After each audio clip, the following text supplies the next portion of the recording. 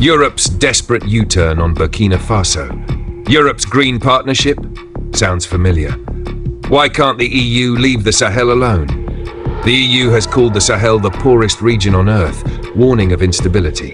When Burkina Faso's military seized power in 2022, the bloc swiftly cut ties, condemning the coup. Yet now EU diplomats are back in Ouagadougou, shaking hands and meeting officials, despite previously branding the regime illegitimate. So what changed? When Captain Ibrahim Traoré took charge, the EU threatened aid cuts unless democracy was restored. Instead, Traoré ended security cooperation with Europe. Then Niger followed suit, and Brussels panicked. Its influence in the Sahel was crumbling. Unlike France, which faced repeated humiliations, Germany and others quietly reversed course, reopening diplomatic channels they once closed. The truth? The EU needs Burkina Faso more than Burkina Faso needs the EU. With Russia and regional alliances gaining ground, Europe can't afford to lose another partner. Now the bloc pledges continued aid, over €300 million since 2021.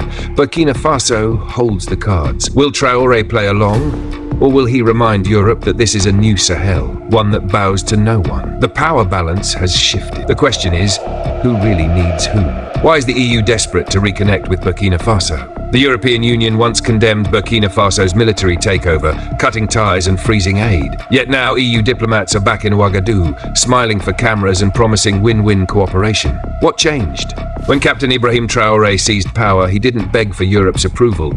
He ended security cooperation. Then Niger followed, and Brussels realized its influence in the Sahel was collapsing. Unlike France, which faced humiliating expulsions, Germany and others quietly reopened channels. EU envoy João Gomes Cravinho called the latest talks very useful, stressing dialogue must never stop. But this isn't about goodwill, it's damage control. The Sahel is no longer playing by Europe's rules. Traoré isn't negotiating from weakness.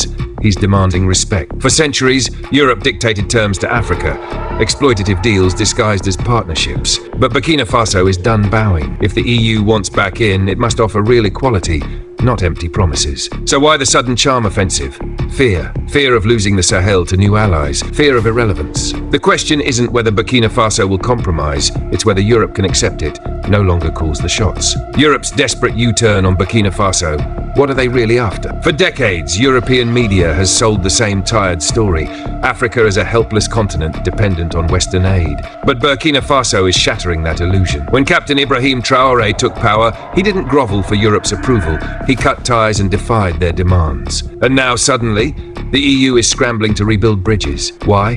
Because this isn't about charity. It never was. Behind every euro of aid, every partnership lies Europe's hunger for Africa's gold, uranium and rare earth minerals, the very resources that power modern economies. But something bigger is shifting. By 2050, 1 in 4 people on Earth will be African, a demographic and geopolitical game changer. As one European analyst admitted, any country that doesn't have Africa on its side will lose global influence.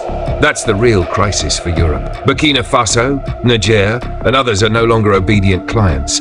They're turning to Russia, China, and new allies who don't lecture them on democracy while plundering their resources. The EU's sudden charm offensive isn't about goodwill, it's panic. They know the old colonial era imbalance is crumbling.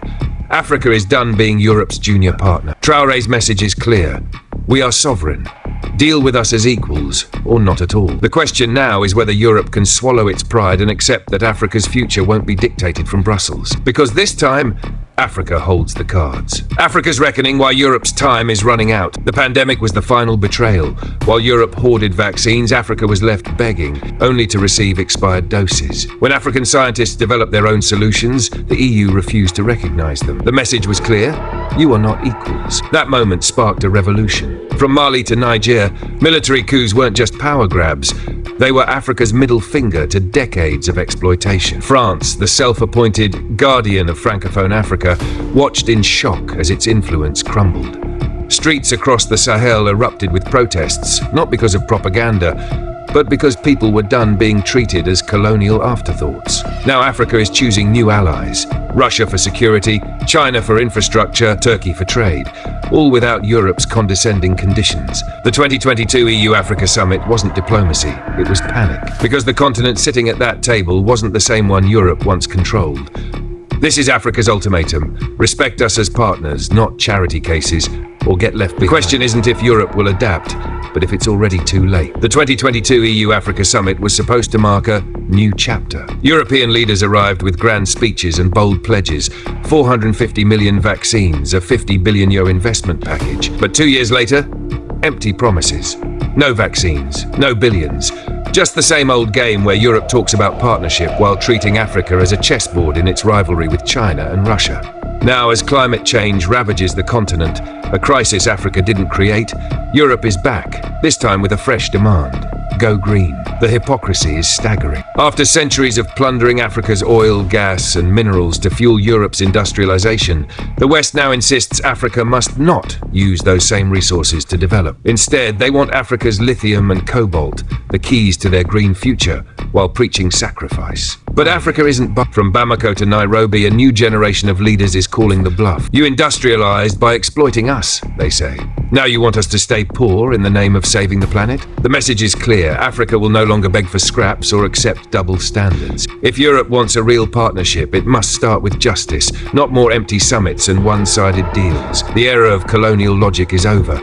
Africa is done waiting. Europe's green partnership? Sounds familiar. They call it a New Deal. But Africa has heard this before. Last time Europe was Africa's first partner, it meant centuries of exploitation. Now, under the guise of climate action, they're back. Not for oil, but for lithium, cobalt, and the minerals that will power their green future. The game hasn't changed. Only the prize has. But this time, Africa holds leverage. With the world desperate for its resources, the continent has a rare chance to demand real equity. No more lopsided deals, no more hollow promises. The question is, will its leaders seize this moment? Will they trade short-term gains for lasting sovereignty? This isn't just about energy, it's about who controls Africa's destiny. What do you think? Is Africa finally ready to lead, not follow? Drop your thoughts below, and if you believe in Africa's rise, hit subscribe.